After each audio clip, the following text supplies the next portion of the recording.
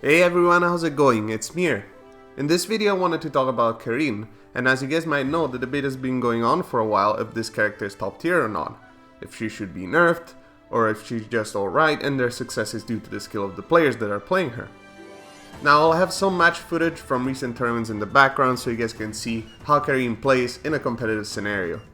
While the videos are playing, I wanted to go over the pros and cons of the character, what she's strong at, what she's weak at, and I'll try to give an objective view of what Karin is capable of, and then I'll leave my opinion for last.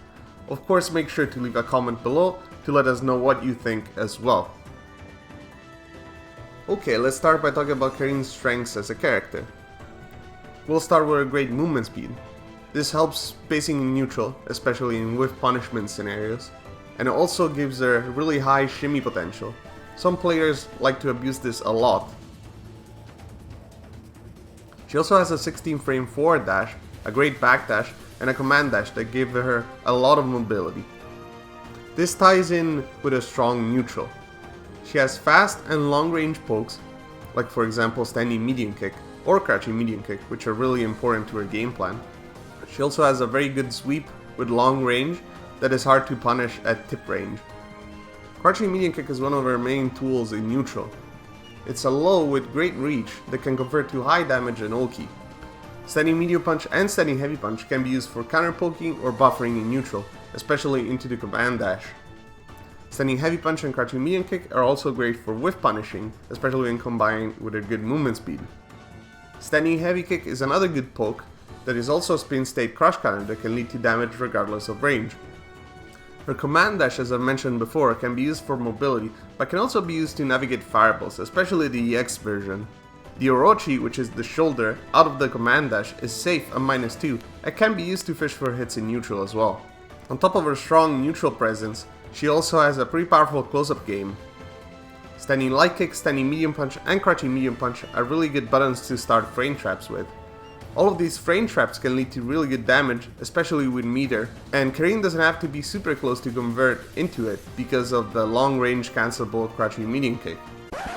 Hey guys, sorry for interrupting your video, Mira, but I thought it'd be very important to point out at this time that Daigo has lost to every single Karin player on the planet, including Punk, Bonchan, Mago, and even ZJZ, who used to play Menat. Hang in there, Daigo, and don't worry, Season 5 is right around the corner. Back to you, Mir, but since I'm here, don't forget guys to smash that like button. Karin also gets good ulti from her combos, and she doesn't have to sacrifice damage to get it, which is really important. She also has a lot of buttons that can be used as a meaty, and standing light kick, for example, can be used to meaty's low reversals, like for example Urian's headbutt. The command dash can be used to corner carry when the opponent is down on the ground, for example after a crush counter sweep. Karin's throws are also pretty powerful, especially the forward throw. The forward throw gives Oki in the corner. Even though the frame advantage is not enough to guarantee an actual throw loop, she has a pseudo throw loop that's made scary by the fact that her damage potential in the corner is really high.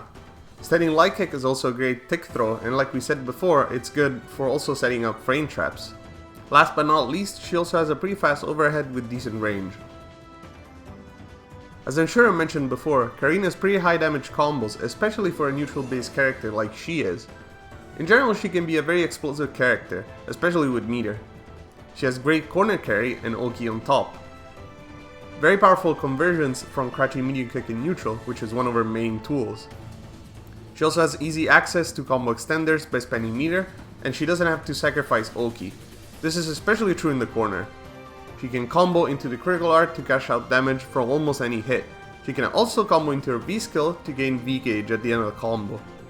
On top of her great offense, she also has pretty good defense. Her high movement speed and good dashes make her quite evasive. She also has a knockdown V reversal, which helps reset to neutral, which is clearly her strong suit. Karin also has access to a 3-frame light that she can use to interrupt pressure. This combos into her BMBs and leads to full conversions on counter hit. Her EX Rasenha is fully invulnerable with decent recovery and can be used as an anti-air or to get out of pressure.